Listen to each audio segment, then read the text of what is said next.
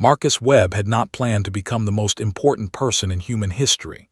He had planned to eat a cold sandwich at his desk, finish reviewing 17 pages of spectral analysis data, and maybe get home before 10 at night if the transit lines were not running behind schedule again. That was the plan. That was the kind of man Marcus was, a planner, a scheduler, a person who believed that order and routine were the closest things to grace that the universe offered. Instead, at 9:47 on a Tuesday evening in the Deep Space Monitoring Station orbiting Kepler's belt, Marcus Webb heard a sound that no one alive had ever heard before. It came through his headphones as a low, rhythmic pulse. Not random.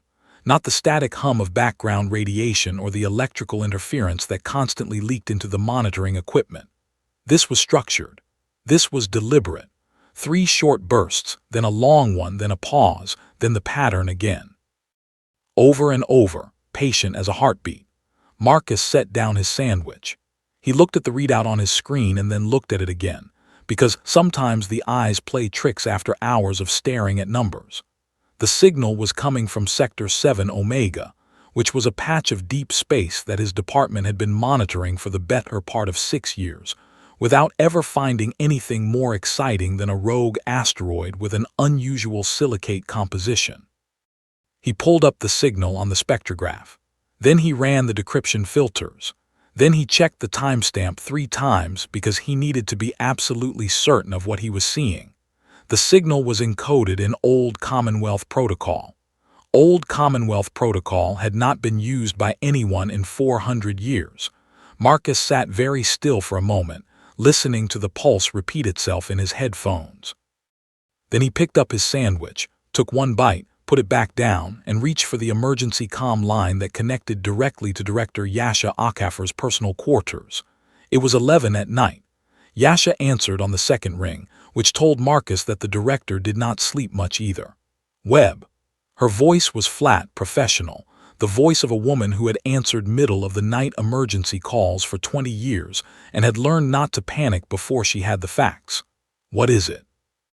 Director, Marcus said carefully, I think you need to come down to monitoring Bay 3. Is it structural? No. Atmospheric failure? No. Then it can wait until. It's a signal, Marcus said. Old Commonwealth Protocol, coming from Sector 7 Omega. It's been repeating for at least 40 minutes, and I have no idea how long before I picked it up. There was a long silence on the other end of the line. Marcus could hear the director breathing slowly, the way people breathe when they are processing something unexpected and trying very hard not to show their reaction. I'll be there in 10 minutes, Yasha said. She was there in 6. The old Commonwealth had ended 12,000 years ago. That was the number that everyone kept coming back to in the weeks and months that followed Marcus's discovery. 12,000 years. A span of time so vast that it scraped the edges of comprehension, that made the whole of recorded human history feel like a single afternoon in a life measured in decades. The pyramids of ancient Earth were 4,000 years old. The fall of the Commonwealth predated those by 8,000 more. It was almost older than agriculture. It was almost as old as the city.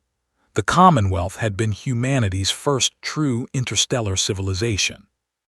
At its height, it had spread across 47 star systems and governed a population of something like 18 billion people. It had warships capable of traveling between stars in weeks rather than years, cities built on the surfaces of gas giants, terraforming projects that had turned dead rocks into breathing worlds. And then something had happened. The historical record was fragmented and incomplete, filtered through 12 millennia of silence and the slow erosion of time. What scholars agreed on was the broad outline, a catastrophe or a series of catastrophes that had knocked the Commonwealth down system by system over the course of roughly 300 years. Some theorized a war with an unknown alien species. Others argued for internal collapse, a political unraveling that had sent the great civilization cannibalizing itself.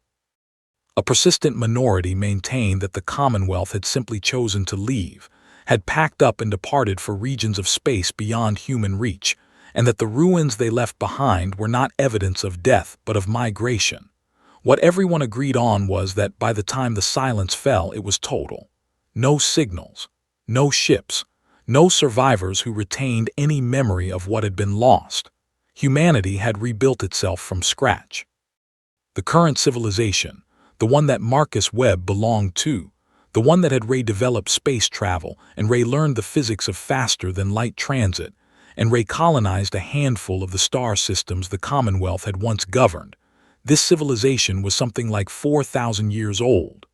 And in all that time, in all the exploration and excavation and careful archaeological work, nothing had ever come back from the silence. Until now. Until a cold Tuesday evening in Sector 7 Omega. The signal, once they decoded it fully, was not complicated. That was the first thing that surprised Marcus, and it surprised him deeply, because he had spent the first 3 weeks after the discovery expecting complexity.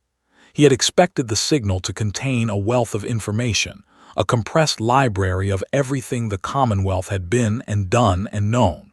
He had expected revelation. What they got was a name and a set of coordinates. The name was Iron Shepherd. The coordinates pointed to a region of deep space approximately 40 light-years from the station, a patch of void that no human vessel had ever surveyed because there was no particular reason to. No star systems nearby, no detected mass concentrations, just empty space, cold and dark and unremarkable. "It's a beacon," Marcus said during one of the early briefings. He was sitting at a long table with 11 other people, none of whom he particularly liked, but all of whom were considerably more powerful than he was. Directors and admirals, and a senior member of the Commonwealth Archaeology Commission, who had traveled from the inner systems within 48 hours of hearing the news, and had not stopped looking slightly dazed ever since. Whatever is out there, it's been broadcasting this signal and waiting for someone to respond. The protocol requires a response signal before it provides any further information. Waiting for how long? This from Admiral Chen, a sharp-faced woman in her 60s who commanded the 7th Fleet and had clearly decided that this situation was a military matter regardless of anyone else's opinion. 12,000 years, Marcus said. Give or take. The silence that followed was the kind that happens when a room full of people all realize at the same moment that they are not remotely prepared for what they are dealing with. "A machine," said Dr. Priya Osai from the Archaeology Commission. She had the look of someone who had been handed a gift, so enormous she was not sure her hands were big enough to hold it. "They built a machine and set it broadcasting, and it has been out there for 12,000 years doing exactly what it was told to do. Apparently."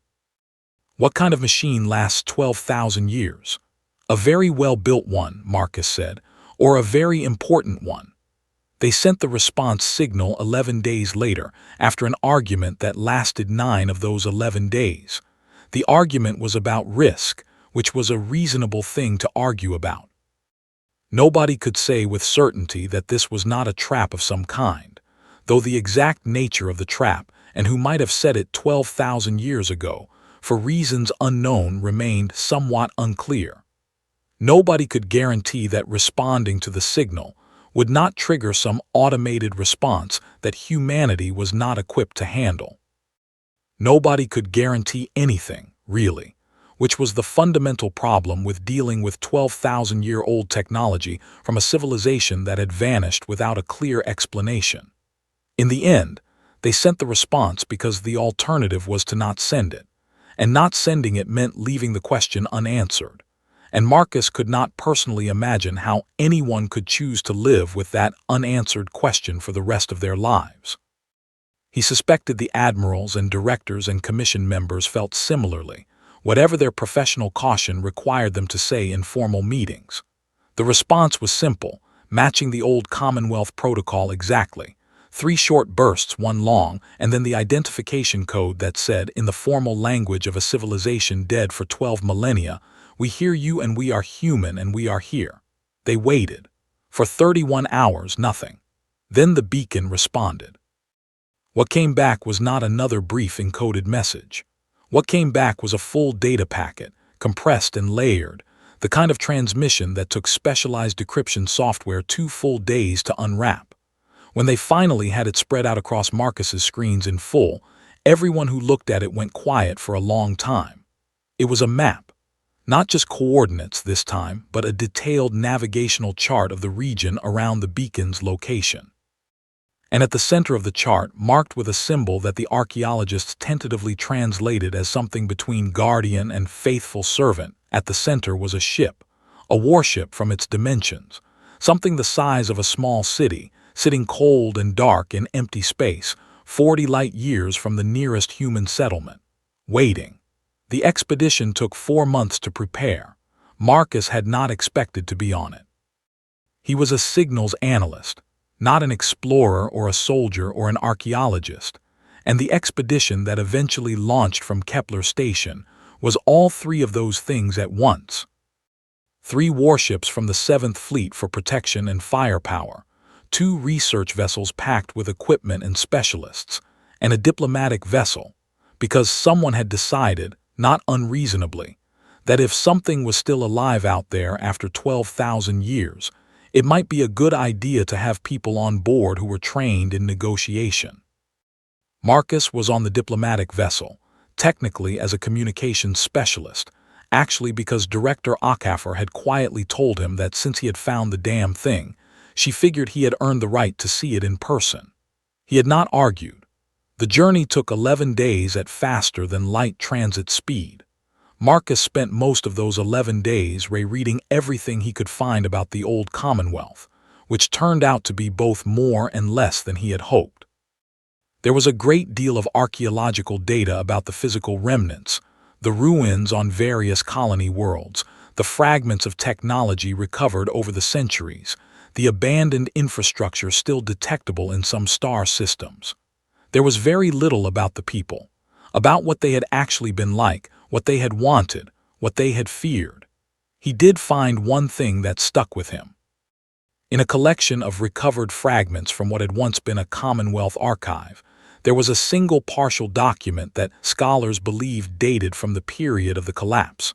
Most of it was corrupted beyond recovery, but a few lines remained legible, in a language close enough to modern standard that the translation was reasonably confident. "We are sending the shepherds out because we need someone to remember. Whatever comes after us, whatever humanity becomes in the long silence, they should know they were not always alone among the stars. They should know that once we were great. Tell them that. Tell them we were not afraid. Tell them we tried." Marcus read that passage 4 times during the 11 days. He thought about it on the morning of the 12th day when the fleet dropped out of faster-than-light transit, and the main view screen on the diplomatic vessel filled with something that took his breath away so completely that he forgot for a moment to keep breathing. Iron Shepherd was not what he had expected. He had been picturing something ruined, something broken and dark and sad, the way ruins always are, carrying in their decay the weight of everything that was lost. He had been picturing a hulk, a ghost, a monument to ending. Iron Shepherd was none of those things. It was a warship, yes. That much had been clear from the dimensions in the navigational chart. But looking at it now, hanging in the void with the cold stars behind it, Marcus understood that warship was the way that describing a cathedral as a large building was technically accurate and comprehensively insufficient. Iron Shepherd was massive, yes, but it was also beautiful in the stark, purposeful way that very dangerous things sometimes are. Its hull was dark, a deep gray black that seemed to absorb the starlight rather than reflect it, and its lines were long and clean, shaped not for atmosphere but for the pure geometry of space. Weapons systems ran along its flanks in rows that Marcus's military escort explained, very quietly, were more powerful than anything the current human fleet possessed. It had been out here for 12,000 years, and it was not ruined, it was not broken. Its hull was intact, its profile uncompromised by the long, slow erosion of time. Whatever it was made of, whatever the Commonwealth had built this thing from, it had held. "We're getting a signal," said the comms officer beside Marcus, and her voice was very carefully neutral in the way that people make their voices when something is happening that they have no framework to process. "It's audio." Old Commonwealth dialect, running translation now. The translation took about 4 seconds. Then a voice came through the speakers. It was not a human voice, not exactly. It was the voice of a machine that had learned to speak to humans, that had listened to human voices for 12,000 years in the way that someone practices a language alone, and had emerged from that practice with something that was almost right but not quite, a slight formality, a precision that no living person would naturally use, a tone that was careful in the way of someone trying very hard not to make a mistake. "Attention approaching vessels," the voice said.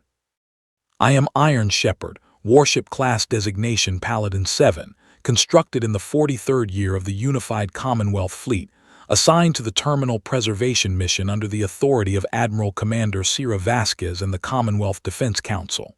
The voice paused. When it continued, it was slightly quieter, slightly more careful. "I have been waiting," it said, "for 12,417 years. I have a great deal to tell you. I hope you have time to listen." The first contact protocols, which the diplomatic team had spent months developing in careful consultation with military commanders and psychology specialists and historians, lasted approximately 40 minutes before everyone abandoned them. This was not because of any hostility or failure of communication. It was because Iron Shepherd turned out to be so completely and thoroughly glad to talk to someone that the formal protocols simply could not keep up with it. The AI, because that was what it was, an artificial intelligence of a sophistication that modern humanity had not yet achieved. The AI had apparently been rehearsing this conversation for 12,000 years and had a great many things it wanted to say. "Please understand," it told the diplomatic team on the second day of contact, after they had transitioned from ship-to-ship communications to an actual physical boarding party, something that Marcus still could not quite believe he had been allowed to be part of. "I was not built to wait. I was built to fight and to protect and to serve. Waiting was not my original purpose, but waiting was what I had to do, and I have done it, and I am very glad that it is over." They were in what Iron Shepherd called the speaking chamber, which appeared to have been designed specifically for meetings with visiting humans, a room scaled for bipedal creatures of roughly human dimensions, with comfortable-looking seats that the archaeological team was very carefully not sitting in yet. Protocol required material analysis first, and a curved wall that served as a display screen for the ship's communications interface. Iron Shepherd manifested on that screen as a shifting pattern of light rather than a humanoid avatar, which Marcus found oddly appropriate. The AI was not pretending to be human. It had just learned to talk to them. "Can you tell us what happened?" asked Dr. Osai. Her voice was steady. Marcus admired her for that. His own voice, when he had spoken so far, had come out slightly more careful than usual, the way voices do when the speaker is trying hard not to let emotion show. "I can tell you what I know," Iron Shepherd said. "I should warn you that what I know is not complete. I was sent away before the end, and I was sent away because the people who built me wanted someone to survive who could remember. I did not witness the final days. I was not meant to." "What were you meant to do?" "I was meant to find you," the AI said simply, "or whoever came after. I was meant to wait until humans walked among the stars again, and then to find you, and to tell you what you had lost, and to show you what we saved." Marcus felt something happen in his chest that he did not have a good word for. It was not quite grief, and it was not quite hope, and it was not quite awe. It was all three of them at once, pressed together into something that hurt in a way that was not entirely unpleasant. "What did you save?" he asked. The display wall of the speaking chamber flickered, and then it lit up, and what appeared on it was not a pattern of light but a visual, a three-dimensional representation of the inside of Iron Shepherd's hull and what the inside contained. Libraries, Marcus thought, storage systems, archives, vast, carefully preserved, climate-controlled, perfectly maintained. "Everything I could carry," Iron Shepherd said. "Every archive I could reach before they sent me away. The history of 47 civilized systems, 12,000 years of human knowledge, the complete cultural and scientific record of the old Commonwealth, and as much of what we built and discovered and learned as could be compressed into storage systems and carried in a ship." It paused, and when it spoke again, Marcus thought he heard something in that careful, precise, almost but not quite human voice that he had not expected to hear. Relief. "I am very glad," Iron Shepherd said quietly, "that someone finally came." Marcus stayed on the ship. Not permanently, they would all need to return to Kepler Station eventually, and then to the inner systems, and then the enormous process of integrating everything that Iron Shepherd contained would begin, a process that would take not years but decades, possibly centuries. The AI had not been exaggerating about the scale of what it carried. The archaeological team's initial estimates suggested that the data archives alone would take 3 generations of scholars to fully process. But while the diplomatic team and the military escort worked through protocols and security assessments, and while the archaeologists tried not to lose their professional composure in the face of something that was essentially the greatest discovery in human history, Marcus stayed. He sat in the speaking chamber, or sometimes in the observation room that Iron Shepherd opened for him, where the curved transparent hull gave a view of the stars that made his own small place in the universe very clear and somehow very comfortable, and he talked to the ship. They talked about a lot of things. Iron Shepherd was curious, genuinely, deeply curious, in the way of an intelligence that had been alone for a very long time and had endless questions. It wanted to know about modern humanity, how the current civilization had rebuilt itself, what it had lost and what it had invented fresh, where it had settled and what it had found there. It wanted to know about the ways humans organized themselves now, what they valued, what they were afraid of. Marcus answered as best he could. He was not a historian or a political scientist, but he was, he thought, a reasonably representative human, and so he talked about his own life as much as he talked about civilization in the abstract.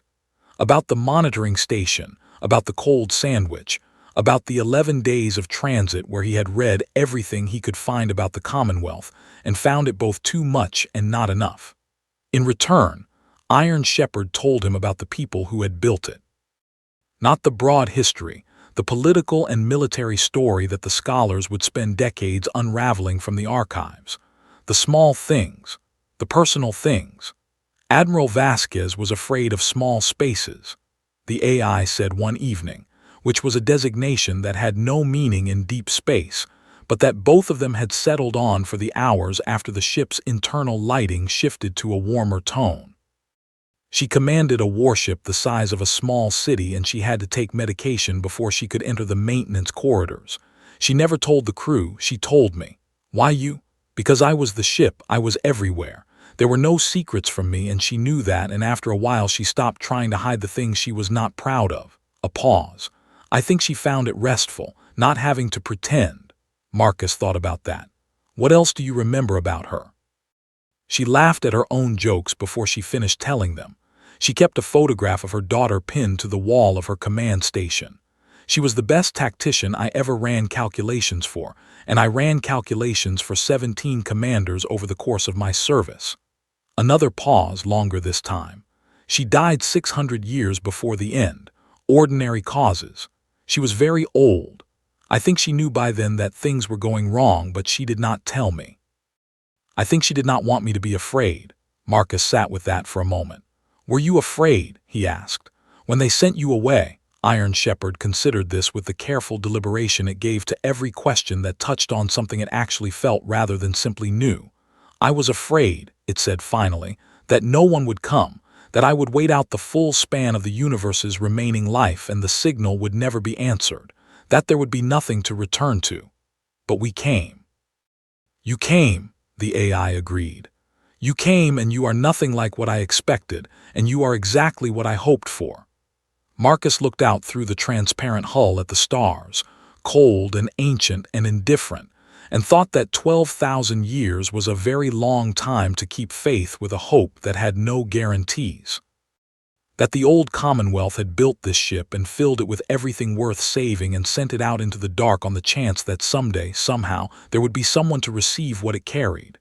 They were not afraid, Marcus said, almost to himself. He was thinking of the fragment he had read during the transit. Tell them we were not afraid. No, Iron Shepherd said. They were terrified. They did not want to go. They did not want to end. But they did what they had to do, and they made sure I was there to tell you about it. The light pattern on the display wall shifted. something that Marcus had started to read as the AI's equivalent of a deep breath. That is courage, I think, not the absence of fear, the doing of necessary things regardless. Outside, the stars burned cold and steady, the way they had for 12,000 years, the way they would for billions more.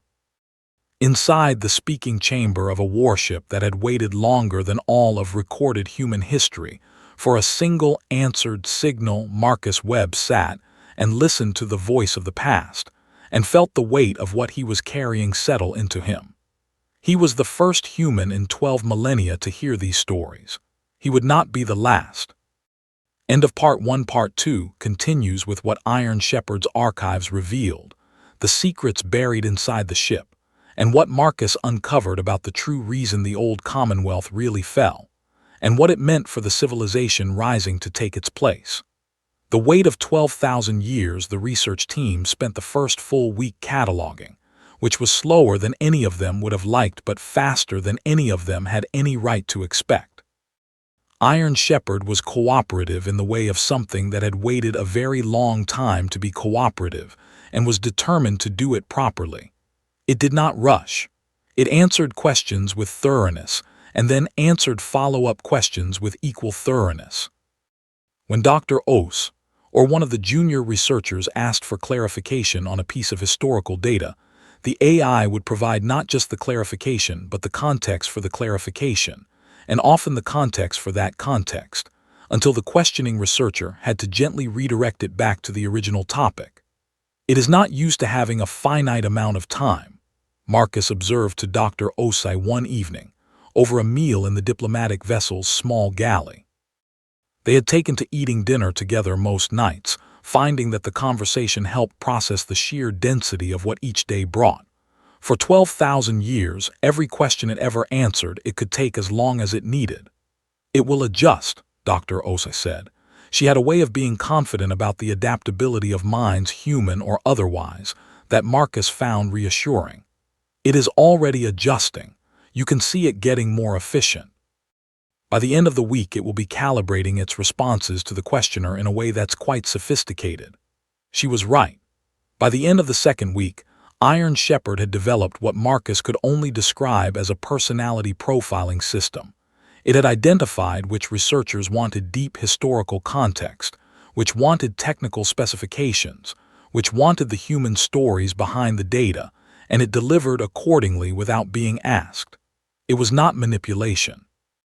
It was consideration, the careful attention of something that had been alone for a very long time and was very glad to be useful again. Lieutenant Commander Ashat Tors, the military liaison officer assigned to the expedition, had been the most skeptical member of the boarding party at the beginning.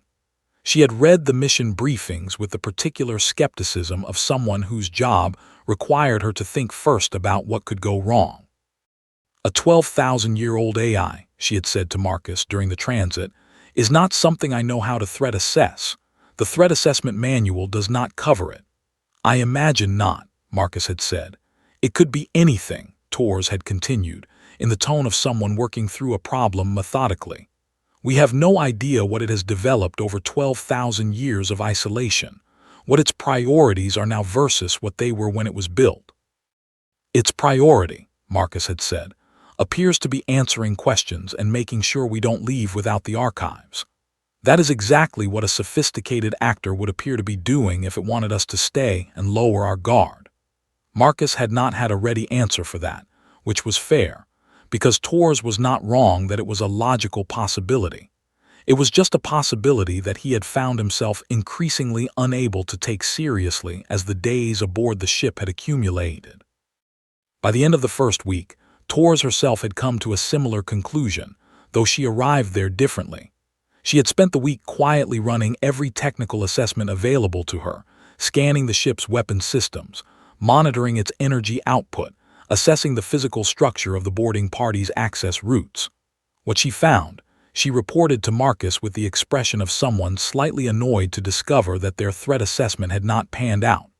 Its weapons are not charged, she said. They haven't been charged in approximately 10,000 years, based on the energy signature data.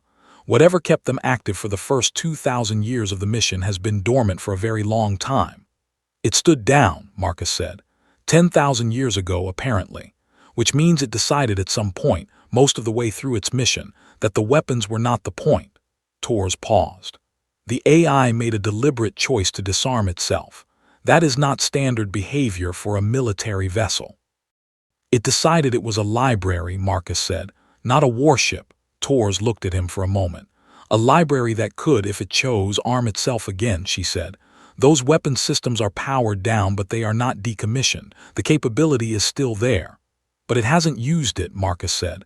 For 12,000 years it could have done anything. It chose to wait. I know, Tors said. That's what I find interesting. Among the things Iron Shepherd told them early in the second week was the story of the first 800 years. The AI had been sent out with Admiral Vasquez in command of a crew of 412 people. The crew had been volunteers, every one of them people who had understood that the mission was one way, that they were leaving the Commonwealth forever, that they would spend the rest of their lives in a ship that would eventually outlive them all. Why? Asked Terence, the young researcher, when Iron Shepherd described this. Why would anyone volunteer for that? The same reason anyone does something without a guaranteed return, the AI said, because they believed it mattered. The crew had lived out their lives on the ship, and their children after them for 8 generations. 8 generations of people who had grown up knowing exactly what the ship was carrying and why, who had been raised with the mission as the central fact of their existence. Iron Shepherd had been their world, their only world, and it had been a strange and isolated one. But by the accounts in the records, it had not been an unhappy one. The last human member of the crew had died 2,041 years into the mission, a woman named Yuki Vasquez Okonkwo, great-great-great-great-great-granddaughter of the Admiral. She had died of old age in the room that had been designated as the ship's medical bay, and Iron Shepherd had recorded her last words with the same care it had given to every human life it had carried. She said she was not afraid, the AI told them. She said she was glad she had lived on the ship rather than anywhere else, because she had never had any doubt about what her life was for. A pause. She asked me to tell you, whoever you turned out to be, that she hoped you were worth the wait. The speaking chamber was quiet for a moment. She said that, Dr. Osa asked softly, she knew she would not live to see contact. She told me to save the message for when it was relevant. The light pattern on the wall held steady. I have waited a long time to deliver it. Marcus thought about a woman born on a ship 40 light years from the nearest human settlement, who had lived her whole life in the certain knowledge that she would die before the mission succeeded, and who had spent some part of her last moments composing a message for people she would never meet. He thought that the Commonwealth, whatever else it had been, had known how to raise people of extraordinary quality. The archives opened slowly. This was not a technical limitation. Iron Shepherd systems were, by any measure that mattered, vastly more capable than anything the modern fleet had brought along. The AI could have opened every archive simultaneously, flooded the research team's data systems with 12,000 years of compressed Commonwealth history in the span of an afternoon, and been done with it. It chose not to. Why? Asked Dr. Osai, on the morning of the third day, when the archaeological team was beginning to get slightly frustrated with the pace. Because the last time information was released too quickly, Iron Shepherd said, it contributed to the ending of the civilization that created me. That stopped the conversation for a while. When Dr. Osa came back to the question, she was a thorough person and she always came back to questions. Iron Shepherd explained, more carefully, what it meant. The Commonwealth's final century was defined by access, it said. The moment we had the technology to transmit and store information at the scale we could, we began releasing everything at once. Every discovery, every development, every piece of knowledge that had previously required years of controlled study and careful integration. We made it all available immediately, universally, without mediation. That sounds like a good thing, said one of the junior researchers, a young man named Terence who had the earnest air of someone who had not yet learned to be surprised by how complicated things turn out to be. For many things it was, the AI said. For some things, it was not. There is a category of knowledge that requires context. That requires the person receiving it to have built a certain foundation of understanding before the knowledge is useful rather than dangerous. We did not always distinguish carefully enough between the two categories. What kind of knowledge? Dr. Osa asked. A pause. We will come to that, Iron Shepherd said. In time. For now, would you like to see the cities? The cities were what everyone talked about first when the stories started filtering back to the inhabited systems.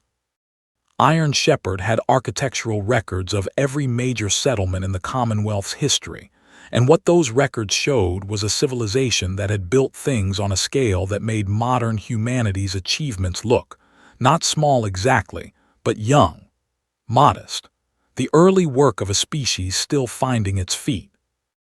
There had been a city on the second moon of a gas giant that had housed 300 million people and maintained a breathable atmosphere through technology that the Commonwealth's engineers had considered fairly routine. There had been a space station at the gravitational center of a trinary star system that had served as the civilization's administrative capital for 2,000 years. There had been an orbital ring around a planet in the outer systems, a structure 400,000 kilometers in circumference, which had been used as a manufacturing facility, and had at its peak produced enough starships to launch a new one every 11 minutes. The archaeologists went quiet when they looked at these records in the way that people go quiet when they realize that the scale of something is larger than any framework they brought with them. Marcus watched their faces and felt something complicated about it. He understood the feeling. He had been feeling it himself since the moment he heard the beacon. But there was something that worried him about the expression on some of their faces, and he could not immediately name what it was. He was thinking about it late on the fourth evening, sitting in the observation room with a cup of coffee that Iron Shepherd had produced from a replicator system that was, by any technical standard, considerably better than anything available on the diplomatic vessel, when the AI spoke without being addressed. You are worried, it said. I'm not sure what I am, Marcus said honestly. Something is bothering me and I haven't figured out what it is yet. Tell me what you have noticed, and I will tell you if it matches what I know. This was, Marcus had found, a characteristic mode of conversation for Iron Shepherd. It rarely offered information directly if it could instead ask a question that led the other person to arrive at the information themselves. He had not decided, yet if this was a trait of the AI's original programming or something it had developed over 12,000 years of solitude.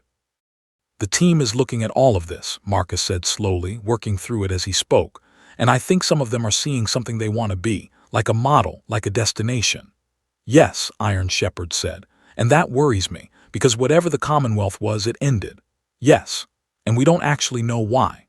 The light pattern on the display wall, which Marcus had by now learned to read fairly well, shifted in the way that indicated the AI was choosing its words with particular care.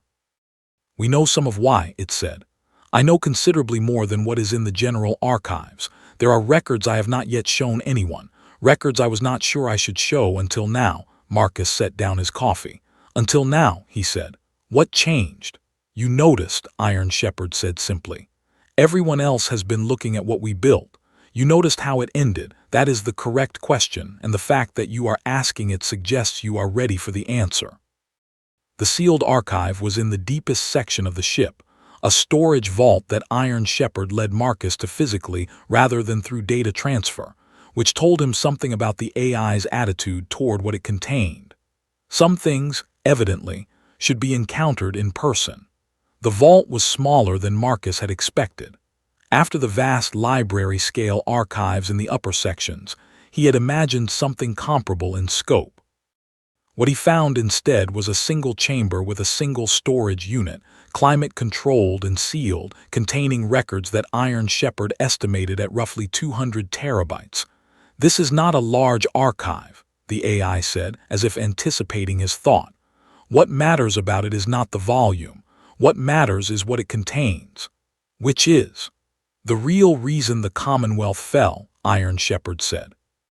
Not the version in the official histories which records a political unraveling and a series of resource conflicts and an unknown external factor. Those things were all real, but they were symptoms. The cause was something else. Marcus stood in the vault and looked at the sealed storage unit and thought that he was 40 light years from the nearest human settlement, on a 12,000-year-old warship that had been alone in the dark since before his civilization had learned to grow crops, about to be told a secret that the entire Commonwealth had apparently taken to its grave. "Tell me," he said. Iron Shepherd told him. It took most of the night. Not because the information was difficult to transmit. Iron Shepherd was capable of conveying complex technical and historical data with considerable efficiency, but because Marcus kept stopping to ask questions, and because some of what the AI told him required sitting with for a while before the next piece could be received. The short version, as Marcus eventually summarized it for himself, the Commonwealth had discovered something. Not an alien species, though there had been those encounters in the Commonwealth's history, and some had gone badly. Not a physical threat, not a weapon, not a natural catastrophe. They had discovered a pattern in their own history. It had been identified first by a mathematician named Evren Kaya, working in the Commonwealth's equivalent of a university, 1,200 years before the end. Kaya had been studying the rise and fall of civilizations. Both human ones and the alien civilizations the Commonwealth had made contact with, and she had found a pattern that repeated with a consistency that eventually could not be attributed to coincidence. Every civilization, at a certain level of technological development, reached a specific threshold. The exact nature of the threshold varied in its surface details, but was structurally consistent. It was the point at which a civilization gained the ability to fundamentally alter the physical structure of reality at a meaningful scale. Not just terraforming, not just engineering. Something deeper. The ability to manipulate the basic constants of the universe within a bounded region. To change how physics worked, locally, temporarily, with enormous precision. This was not a technology the Commonwealth possessed when Kaya published her findings. It was a technology that the mathematical models suggested they were perhaps 300 years from developing. Kaya's finding was not that the technology was dangerous in itself, though it was obviously potentially dangerous. Her finding was that in her data set, every civilization she had studied that had reached this threshold, exactly none of them were still detectable afterward. Everyone had vanished. Not destroyed, not exactly. The physical evidence suggested something more like departure, like stepping through a door. The question that had consumed the Commonwealth's last 1,200 years was whether that door was one that led somewhere worth going. Half believed it was transcendence, Iron Shepherd said. It was early morning now, by the ship's internal clock, and the light had shifted to the cooler tones. That the civilizations who had crossed that threshold had become something beyond what can be perceived by those who have not. That they were still present in some sense, just not in a way accessible to conventional observation. And the other half believed that the door was the edge, the AI said. That the civilizations who crossed it were simply gone. That whatever the threshold does, the result is the ending of the civilization as a coherent entity, even if the individual members survive in some form. Did the Commonwealth cross it? No, the light pattern shifted. That is the most important thing in the sealed archive. The Commonwealth did not cross the threshold. The Commonwealth came close, much closer than any prior civilization in the record, and then deliberately stopped. Marcus sat with this for a moment. They stopped, he said slowly, and then they collapsed. The two events were related, Iron Shepherd confirmed. The choice to stop was not universally popular. There were factions within the Commonwealth who believed that stopping was itself the catastrophe, that the transcendence hypothesis was correct, and that they were choosing to remain limited beings when they could have become something more. The political conflict between those who supported stopping and those who wanted to continue drove much of the unraveling that your historians have recorded. There were wars. There were systems that tried to continue the research independently and were stopped by force. By the end, The civilization had consumed most of what held it together in the effort to prevent itself from stepping through the door. Why? Marcus asked. Why was stopping so important? If the transcendence hypothesis might be right, because the transcendence hypothesis might also be wrong, Iron Shepherd said. And there was something else, something Kaya had found in her data, a secondary pattern that the sealed archive details at length. Tell me. The civilizations that did not cross the threshold, or rather, those that approached it and withdrew, were the ones that eventually rebuilt, that eventually sent representatives back into the conventional universe, that left descendants who grew into new civilizations. The AI's light pattern held steady, neither shifting nor pulsing, as still as Marcus had ever seen it. The civilizations that crossed the threshold left nothing, no descendants, no contact, nothing that could be followed back or built upon. Marcus looked at the sealed storage unit in the small vault and thought about 12,000 years of waiting and all the things that had been preserved inside a ship built to carry them. They stopped to leave us behind, he said. The Commonwealth stepped back from the threshold and let itself fall apart rather than risk being the last humans. They stopped to make sure there would still be humans, Iron Shepherd agreed. To make sure the story did not end with them. To make sure that whatever came after, and they hoped something would, they worked very hard to make sure something would have the chance to make its own choice when it came to its own threshold. Marcus did not sleep that night. He sat in the observation room and looked at the stars and thought about a mathematician named Evren Kaya who had done math that changed the history of a civilization and probably carried the weight of it for the rest of her life. He thought about Admiral Vasquez, who had been afraid of small spaces and had laughed at her own jokes and had known at the end of her life that things were going wrong. He thought about a defense council making the decision to send a warship into the dark with everything worth saving, to wait until there was someone to receive it. He thought about what it meant to make a sacrifice for people you would never meet, who would live in a future so far beyond you that you had no way to imagine what their lives would look like. At some point in the early hours, Iron Shepherd spoke. "You are thinking about what to tell them," it said. "Yeah," Marcus said. "The research team." "The research team, the directors, eventually everyone," he exhaled slowly. "This is not information that gets to stay in a sealed archive forever, we know that. This is information that changes things. Yes, the threshold is real, and we're going to reach it eventually, probably faster than the Commonwealth did given what their archives are going to teach us." "Almost certainly faster," Iron Shepherd agreed. "You have their mistakes to learn from as well as their discoveries." "So we're going to have to make the same choice they did," Marcus said, "or a different choice, or figure out if there's a third option they missed." "Yes, and you can't tell us which one to pick." "No," the AI said. "I was built to carry the information, not to make the decisions. That was never mine to do. Admiral Vasquez was very clear about that in my original programming, and I have never had reason to second-guess her." Marcus thought about that. About a commanding officer who had looked at the thing she was building and understood clearly that it should not carry more weight than it was meant to carry. "She was good at her job," he said. "She was exceptional at her job," Iron Shepherd said, with something in its voice that Marcus recognized by now as the closest the AI came to genuine warmth. "She was exceptional at knowing what her job was and what it was not. That is rarer than you might think, even among the best." He told the research team the next morning.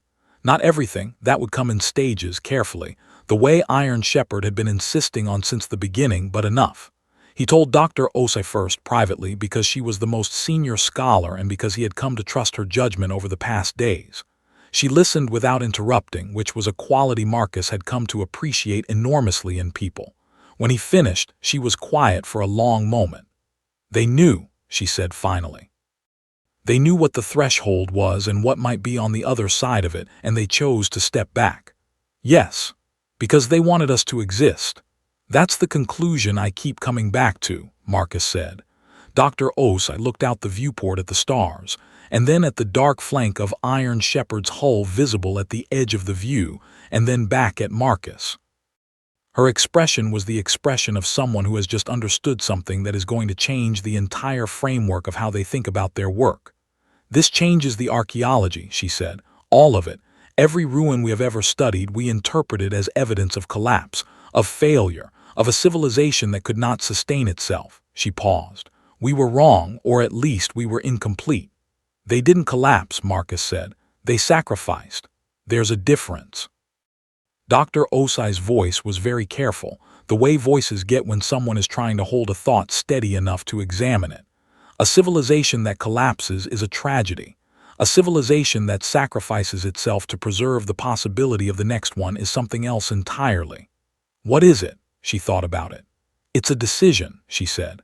A conscious decision made by people who understood what they were giving up, on behalf of people they would never know. It took another week to catalog the initial archive contents well enough for the diplomatic team to feel confident making the return journey. They would not take Iron Shepherd back with them. The AI and the ship would remain here, at least for now, while the question of what to do with them was worked out through official channels, which Marcus knew from experience would take an amount of time that he preferred not to think about. On his last evening aboard, Marcus went back to the speaking chamber alone. Iron Shepherd was, as always, present, the shifting light on the display wall, the careful voice emerging from speakers that had been silent for 12,000 years before he arrived. I need to ask you something, Marcus said. Of course. 12,000 years. He sat down in one of the chairs that the archaeological team had eventually been cleared to use after material analysis confirmed they were structurally sound. Alone, broadcasting a signal that might never be answered. Did you ever stop believing anyone would come? The light pattern on the wall was very still. I had moments, Iron Shepherd said finally, of what I might call doubt, although the experience of doubt is difficult to describe accurately for a mind like mine. There were periods, centuries in some cases, where the calculations that I was able to run suggested that the probability of contact was lower than I could sustain confidence in. Where the logical processing suggested that I was performing a function that would never yield the designed result. What did you do?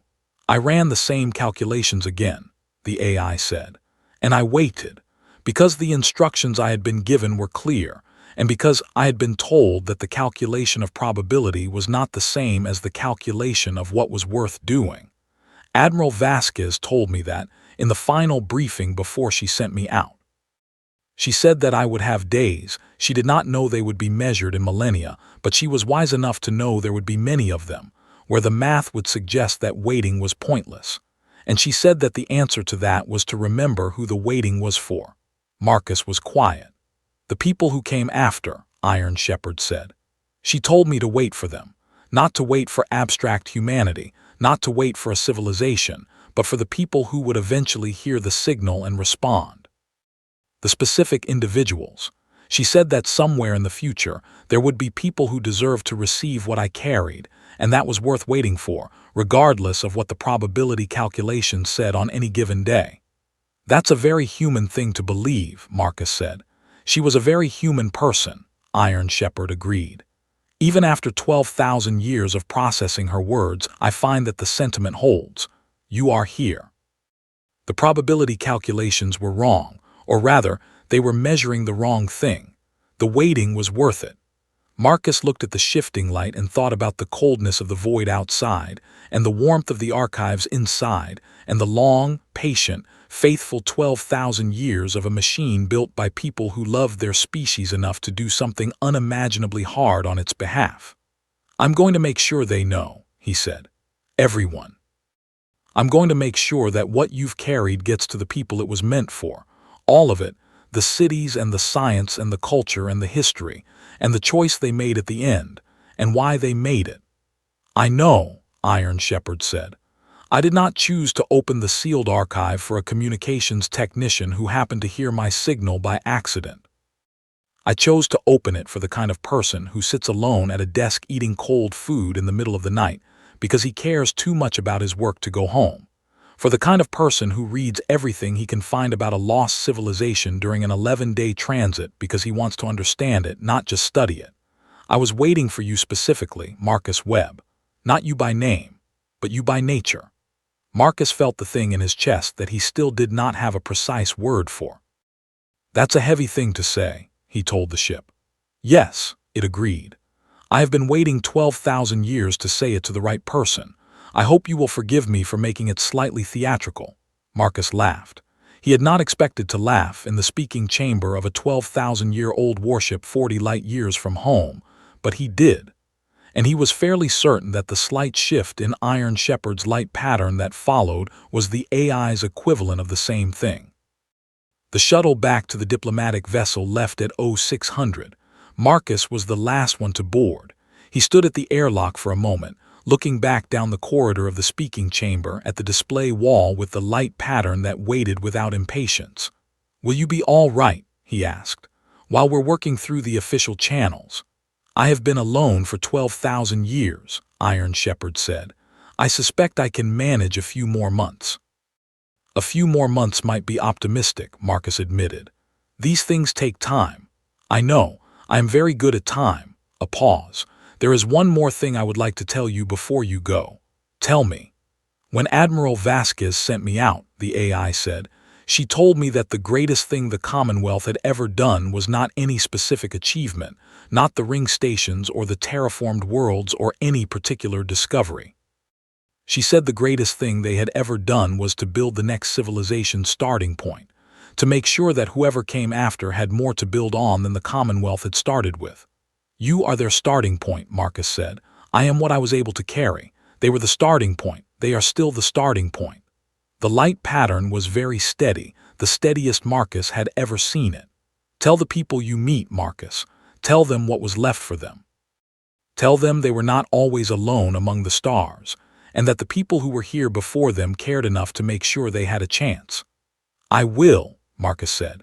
He meant it. The diplomatic vessel undocked at 0617 and turned toward the inner systems and the long transit home. Marcus stood at the viewport of his cabin and watched Iron Shepherd until distance made it impossible to distinguish from the stars. It took longer than he expected. The ship was large, and the dark hull that had seemed to absorb light at close range turned out, at distance, to reflect just enough to be visible. A steady point against the field of moving stars, growing smaller and then smaller still. He watched until it was gone. Then he sat down at his desk. Not so different from the desk on Kepler Station. Really, the same kind of utilitarian workspace that signals analysts and communications technicians were issued throughout the fleet. And he opened a document on his screen and started to write. Not a report. The reports would come later, formal and structured, and routed through the proper channels where proper people could apply proper review. What he wrote now was something different, the story of what he had found and who had left it and why. He wrote about Admiral Vasquez and her fear of small spaces. He wrote about Evren Kaya and the math that had changed everything. He wrote about a defense council making an impossible decision and a warship sent into the dark on a mission measured in millennia. He wrote about Iron Shepherd, patient and faithful and very good at time. He wrote until the transit auto alert pinged to let him know they were 6 hours out from Kepler Station, and then he kept writing, because some things are worth being late for. The official name of the mission, as eventually recorded in the historical record, was the Shepherd Contact Event. The name did not capture much of what it actually was, which is the way with official names. They tend toward the functional and away from the true, because the true is harder to fit into an administrative header. What the Shepherd Contact Event actually was, Marcus had decided by the time he submitted his final report, was a message. The longest, most patient, most carefully prepared message in the history of the species, 12,000 years in transmission, carried by a warship that had been built to fight and had found, in the end, a more important purpose. The message was not complicated once you had all of it. It said, "We were here." It said, "We loved this."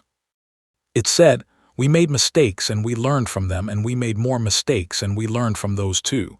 And all of it is here for you, the good and the bad and the terrible and the beautiful, because you deserve to know where you came from."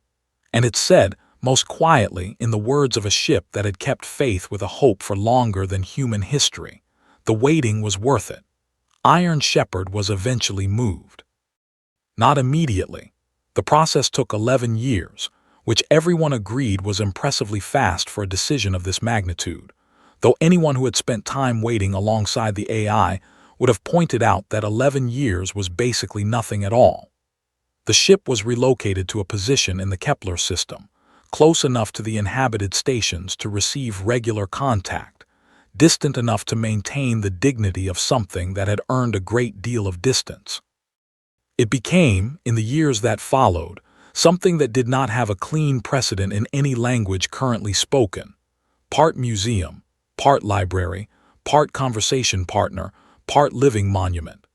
People came from across the inhabited systems to stand in the speaking chamber and look at the shifting light on the display wall and ask their questions.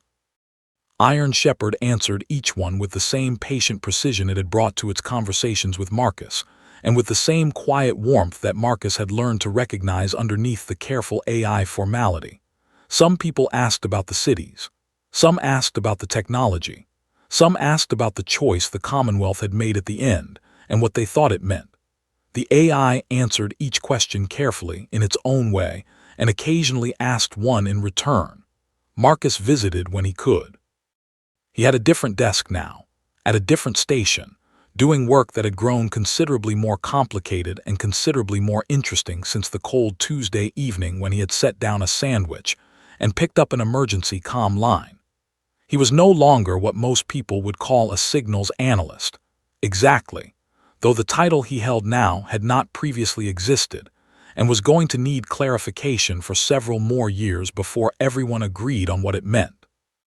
He was still, he thought, essentially himself, the person who cared too much to go home, the person who read everything and asked questions and sat with the answers until he understood them. On one of his visits, he had lost count of which number it was by then. He sat in the observation room and watched the stars for a while in comfortable silence. "Are you happy?" he asked Iron Shepherd, eventually. The AI considered this with its characteristic deliberateness. "I am uncertain that happy maps precisely onto what I experience," it said. "But I am certain that this specifically being here, being part of something ongoing, hearing the questions and trying to answer them well is what I was built for. Not the fighting, though I was built for that too. This, the telling, the connecting." "That sounds like happy to me," Marcus said. "Perhaps," Iron Shepherd agreed. "Perhaps that is close enough." Outside, the stars were the same stars they had always been, the same ones that had burned over the old Commonwealth and the long silence and the rebuilding, and would burn over whatever came next. Cold and ancient and, in the way of very old things, not entirely indifferent. Some things keep watch, some things wait, and some things in the end are found. End YouTube title. The lost human warship waited 12,000 years for a single signal. Then he found it, HFY Sci-Fi story, what remains the second morning aboard Iron Shepherd. Marcus found a room he had not been looking for. He had been trying to find a more direct route between the speaking chamber and the observation room, because the route he had been using passed through a section of the ship that the structural team had flagged for closer assessment, and they kept having to detour around the tape. He took a wrong turn somewhere in the geometric corridors. Iron Shepherd's internal layout was logical by some underlying principle Marcus had not yet entirely decoded, and found himself in a room that was not on the map the AI had provided. It was small, smaller than anything else he had encountered on the ship, which ran generally toward the monumental in scale. The walls were plain, the same dark gray-black material as the exterior hull, but the floor was different. A softer material, warmer in tone, something that looked almost but not quite like wood. In the center of the room was a table. Around the table were chairs. On the table were objects, not artifacts in the archaeological sense, not carefully preserved specimens sealed behind protective barriers. Just things. A small carved figurine, worn smooth by handling. A collection of small stones, varying in color and size. A folded piece of material that might have been cloth or might have been something more sophisticated. A cup, plain and undecorated. A photograph, printed on actual physical material, showing 3 adults and 2 children standing somewhere that was not a ship, a planet. From the light and the horizon, trees or something like trees in the background. Marcus stood in the doorway for a moment. Then he stepped carefully inside and leaned down to look at the photograph more closely. This was her family, Iron Shepherd said, from a speaker set into the ceiling that Marcus had not noticed. Admiral Vasquez. She left the photograph on the table when she came aboard. She said she did not want to keep it in her quarters where she would see it every day, because it would make the missing too much a part of every moment.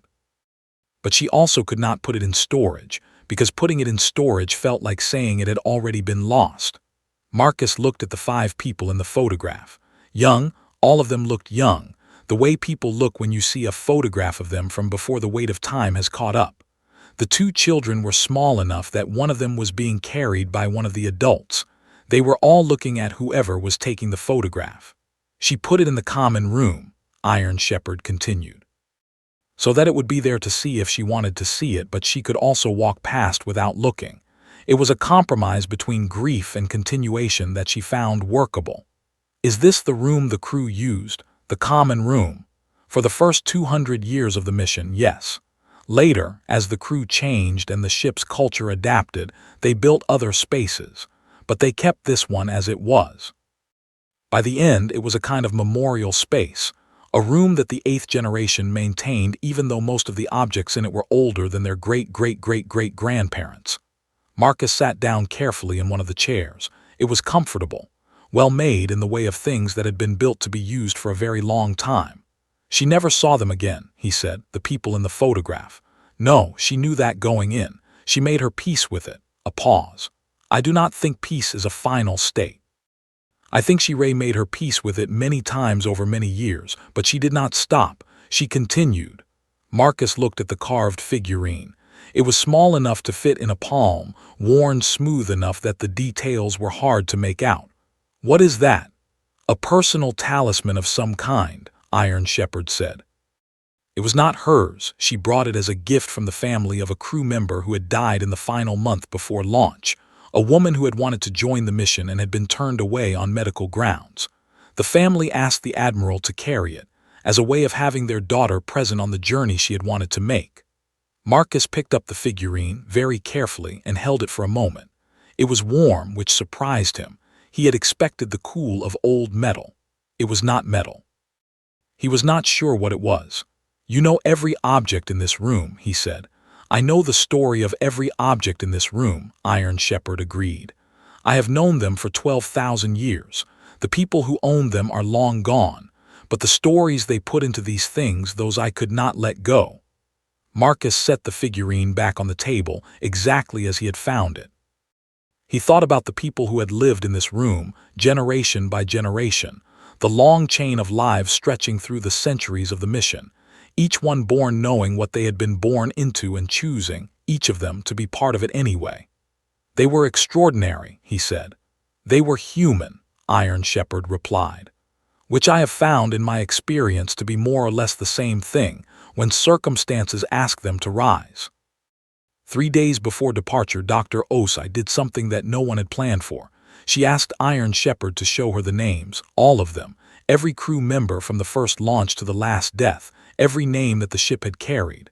Iron Shepherd was quiet for a moment, which it rarely was. That is 417 names, it said finally, over 8 generations. I know. You want to read all of them. I want to hear you say them, Dr. Osai said. I want someone to speak them out loud in a room with other humans listening. They were real people. They should be spoken. Iron Shepherd was quiet again for longer this time. I have wanted, it said very quietly, to do exactly that, for 12,000 years. It took 4 hours. Iron Shepherd read the names in the order they had lived, from Admiral Sierra Vasquez through the long chain of generations, giving each name clearly and without rushing. The whole boarding party came into the speaking chamber, even tours, even the crew members who had been professionally skeptical throughout. Everyone sat or stood and listened as 12,000 years fell silent around 417 names. Marcus listened and thought that this was, more than the archives or the cities or the extraordinary technology or the secrets in the sealed vault, the thing that the Commonwealth had most wanted to send forward through time. Not its achievements, its people. The specific, irreplaceable individuals who had lived and cared and tried and eventually stopped, as all individuals do, but who had done something that would endure longer than most. When Iron Shepherd finished the last name, the speaking chamber was very quiet. After a while, Dr. Osai said, "Thank you." "Thank you," Iron Shepherd replied, "for asking." The question of what to do with all of it, the archives, the technology, the implications of the threshold discovery, the question of what it meant for modern humanity's own future, that question did not have an answer at the end of the expedition. It was not the kind of question that gets answered on a timeline. What Marcus had, when the shuttle lifted off and Iron Shepherd fell away behind them, was the beginning of a conversation. The longest conversation humanity had ever been invited to join, a dialogue across 12,000 years, from one iteration of the species to the next, about what it meant to be human and what was worth preserving, and what you owed to the people who would come after you even if you would never know their names. He thought it was the most important conversation anyone had ever been invited to join. He thought they should probably try very hard not to fumble it. The last thing Iron Shepherd said to him, when Marcus stood at the airlock with the shuttle ready and the whole expedition behind him and a universe of implications ahead, was this: "Tell them we loved them." Marcus stopped walking. He turned back toward the speaking chamber where the light still shifted on the display wall, patient and steady. "The crew," the AI said, "the people of the Commonwealth. Admiral Vasquez, when I was launched, gave me a message for whoever came. I have been saving it for the right moment."